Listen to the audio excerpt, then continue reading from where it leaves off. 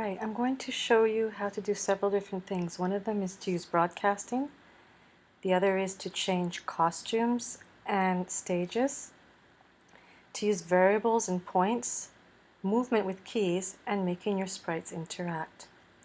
The first thing we're going to do is we're going to create a second background for our little simulation.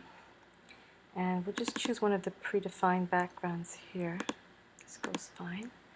We'll also edit the current background in the editor, and we'll just choose a color for this and fill. Okay, we're also going to need another sprite, so I'm going to create a new sprite here, and I'm just going to make a little tomato for a sprite this time around. Nothing fancy.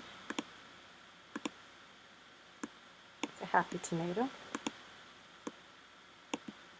And we are just about done. Okay. Well, I've got two sprites. Notice that they both appear at the origin.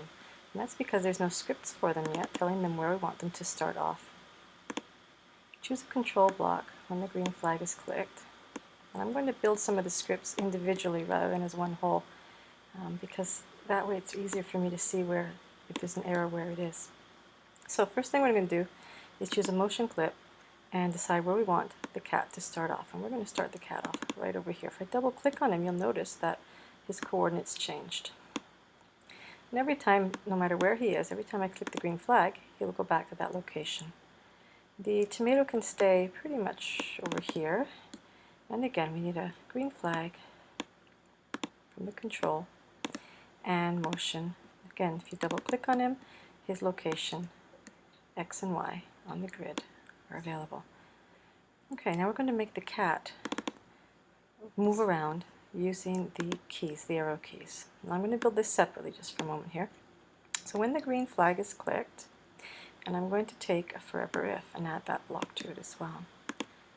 Sensing and a key press, and we're going to use the right arrow here. So whenever the right arrow key is pressed, what do we want the cat to do?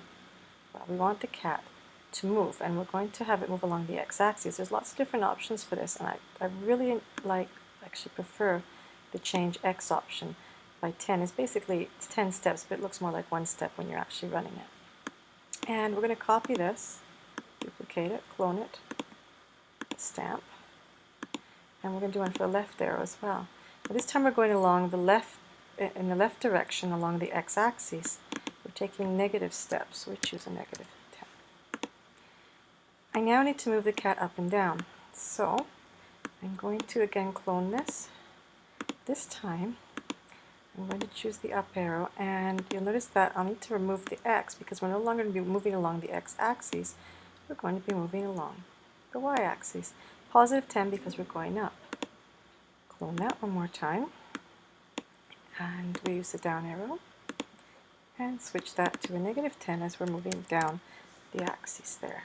Okay, I'm just going to move these all over here and get them a bit out of the way for a moment. You could build these all as one as well, but right now I'm just going to keep them separate. Now, this will work fine, but you'll notice that the cat's moonwalking, and he's not Michael Jackson, so we're going to actually fix that problem. We're going to do that with costumes. I'm going to edit these costumes. I'm going to rename them as well. This will be right, and this will be left, or it could be cat right and cat left. Obviously, we have to do something about this because he's not actually facing left. So we're going to flip him. I'm going to save him. It's that simple. But now I have to go back to the scripts. I'm just going to move these out of the way, and if we look at our left and our right scripts here, we're going to have to add the costumes in, aren't we? So we go to looks, and for moving right, every time the right arrow key is pressed, we're going to switch the costume to costume right. Every time the left key is pressed, we're going to switch to costume left. Let's run this and see. Now you can see the cat is moving back and forth in the right direction. We're going to make this tomato move in a random way. We're going to use random operators for this. When the green flag is clicked, I'm going to take a forever block this time, and I'm going to choose a couple of randoms here. 2, because I want one for movement in terms of steps, and another one for angles and turns. I'm going to place one in here. I'm going to let him turn all the way from 1 degree to, let's say, 330 degrees. He can make that choice. It's a random. I'm also going to do the steps in a similar way. So I bring in the move 10 steps, place that inside the block, and I'm going to let him move all the way to 150 steps. I'm going to take that and put that inside here, and when I run the script, you'll see that he's bouncing around. He's moving way too fast. I need to do something about that. And I'm going to take a weight and pop that weight in there and change it from 1 second to 0.5. And let's run that script again. Now you can see that he's moving a lot more slowly. And I can also interact with my cat. But really there's nothing much happening except that. So my next job is to make something happen when the cat touches the tomato. And what we're going to do is we're going to add a variable. And we're going to call it points. And basically, when the green flag is clicked, we're going to set the points to 0. I'm going to use this green flag up here. Okay. No matter where they are. And we're going to add the points each time the sprites touch. So, bring another forever if. I think I'm going to build this in the tomato because I want to a little bit more space here.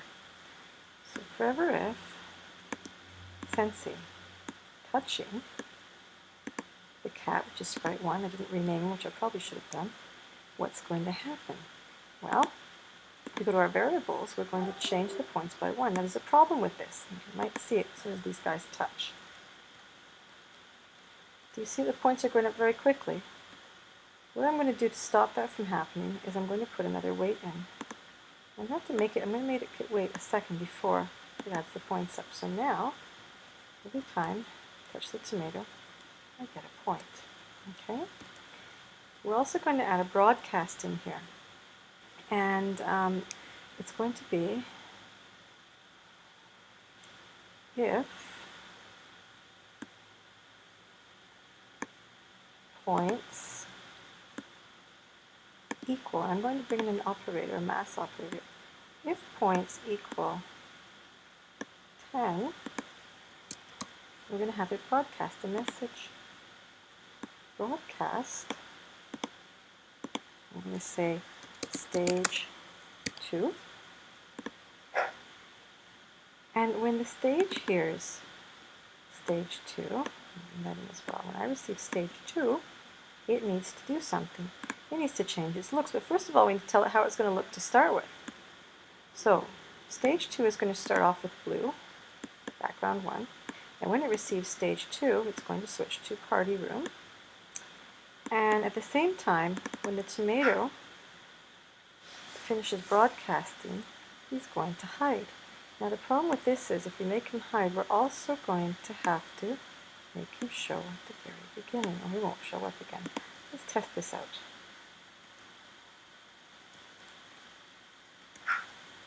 Make this go to 10. The tomato's sticking to one part of the screen there, isn't he? He's been making this a little bit too easy. And yet we're still not at 10. There we go. 10. Broadcast happens, tomato disappears, points are at 10. And that's how you make the sprites interact using broadcast, using the point system, which is created through variables, with movements that are either random operators or controlled with keys. Now it's your job to try it out for yourself.